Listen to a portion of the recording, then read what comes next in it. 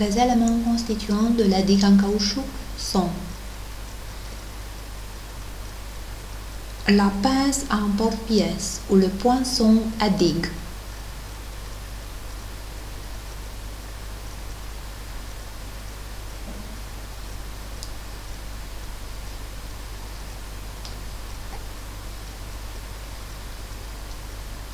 la pince à crampon,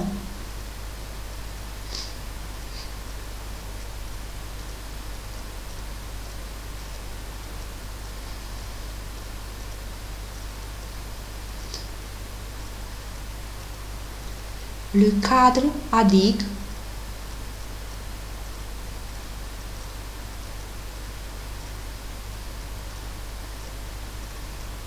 la feuille de digue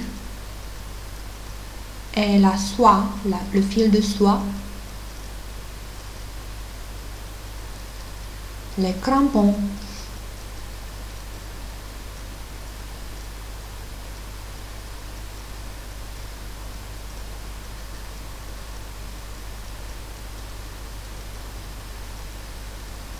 et le ciseau.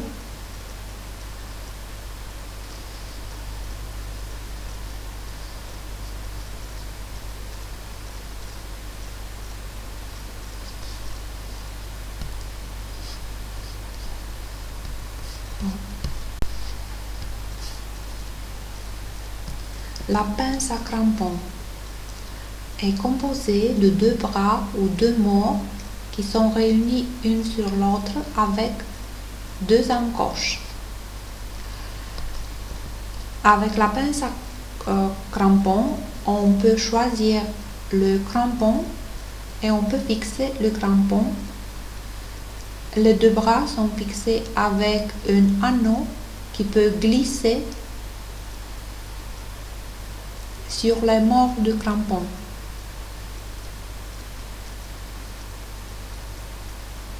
L'encoche du crampon est aménagée pour stabiliser le crampon lors de sa mise en place sur la dent. On a choisi première molaire maxillaire 26 pour obturer ces dents. Alors on va mettre le crampon sur le deuxième molaire maxillaire sur le 27 qui se trouve en distal par rapport aux dents qu'on va l'obturer. Le crampon choisi est essayé dans la bouche. On a choisi un crampon pour les dents postérieures avec zélette. Alors, on va en préalable essayer le crampon sur la dent. Les 4 points de mort doivent être en contact avec le tissu dentaire et doivent se situer au-dessous de la ligne de plus grand contour de la dent.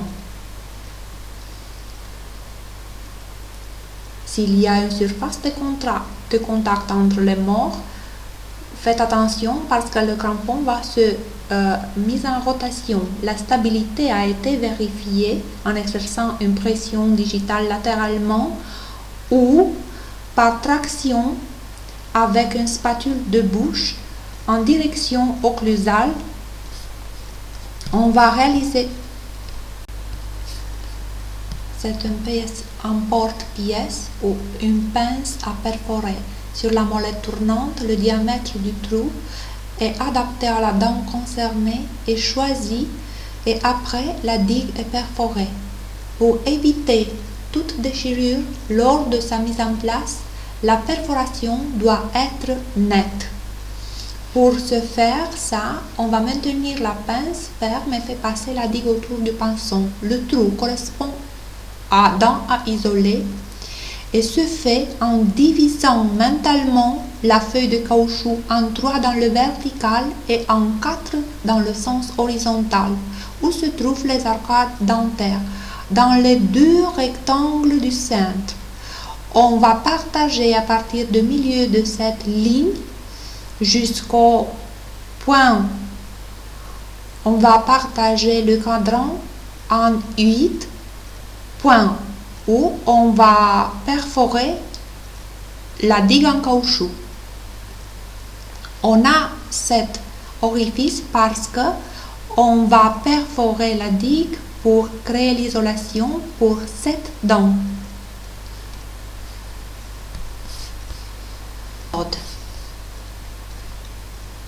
S'appelle méthode pour les crampons avec ailettes. Le caoutchouc est passé sur les ailettes du crampon.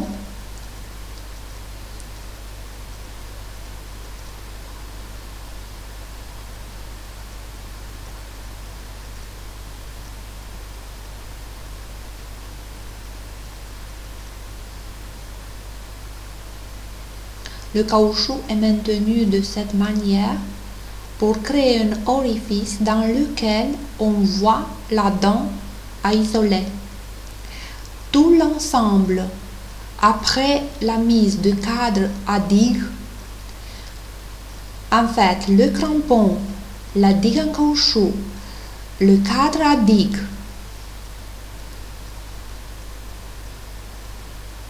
est placé après sur la dent à isoler.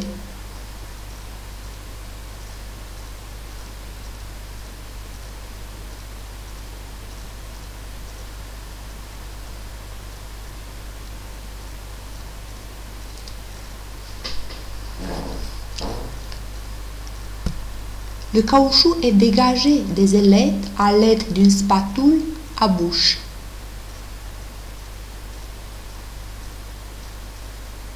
On va passer avec le fil de soie dentaire au niveau proximal pour faire glisser le caoutchouc sous le point de contact. L'objectif est de permettre au caoutchouc d'encercler entièrement la dent pour assurer une bonne étanchéité. Deuxième méthode, et c'est une méthode dite en parachute pour les crampons avec ou sans ailettes. Le caoutchouc est passé autour du ressort du crampon et replié après en parachute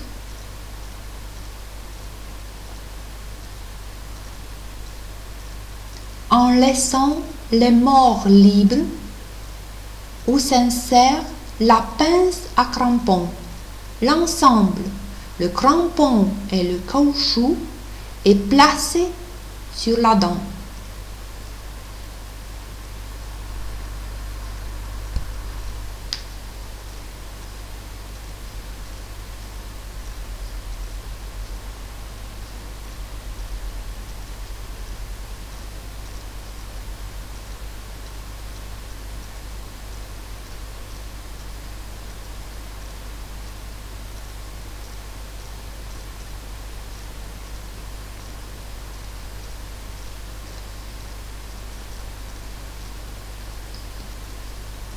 Le caoutchouc est passé autour des morts du crampon.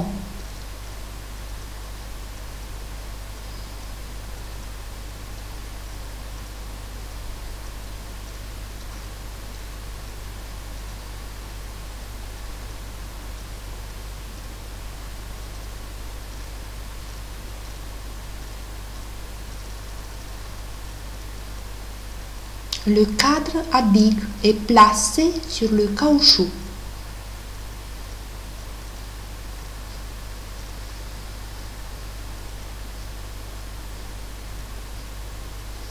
On va passer avec le fil de soie dentaire au niveau proximal pour faire glisser le caoutchouc sous le point de contact.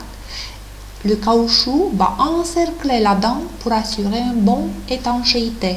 Une autre méthode, c'est utilisé pour les crampons avec ou sans ailettes, à l'exception des crampons antérieurs. On va appliquer dans un premier temps le crampon et après la digue. La mise en place du crampon nécessite une fil de soie dentaire autour du ressort. Pourquoi? Parce que si le crampon glisse brusquement, le patient n'a pas le risque de l'avaler. Qu'est-ce qu'on va faire après? On va passer le caoutchouc autour du ressort, puis on va libérer les morts du crampon.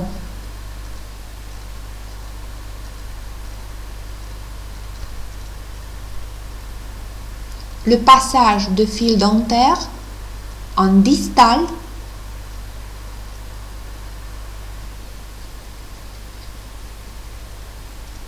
et en mésial de point de contact. Quatrième méthode est une méthode utilisée pour le crampon antérieur. On a besoin d'une assistante qui va écarter avec le pouce et l'index du côté vestibulaire et oral la digue en caoutchouc en laissant apparaître la gencive. Dans le même temps, le praticien va mettre le crampon utilisé pour les dents antérieures, le crampon appelé un papillon, sur la dent et en même temps l'assistant relâche le caoutchouc.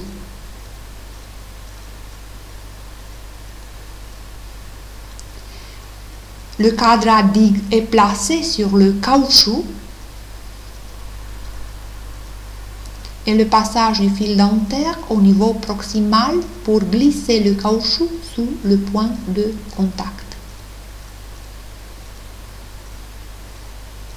C'est très important d'introduire le caoutchouc dans la crevasse gingivale, dans le sillon gingival, pour empêcher la contamination de la cavité avec le liquide circulaire.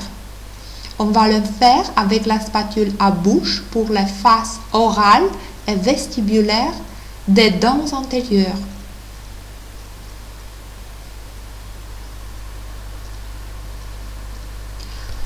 L'écartement de la digue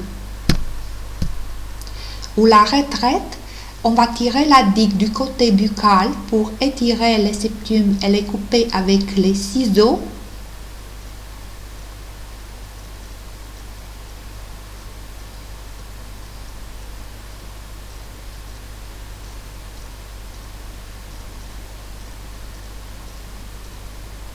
Après, on va enlever le crampon avec la pince à crampon.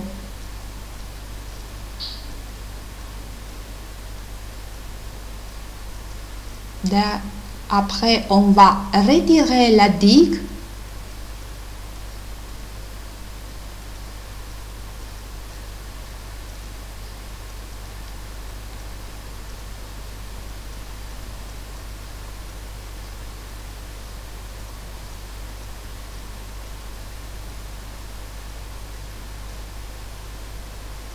On va écarter le cadre à digue et on vérifie si on n'a pas de caoutchouc entre les dents. Si on a, on utilise une fil de soie dentaire pour écarter le caoutchouc qui est resté entre les dents.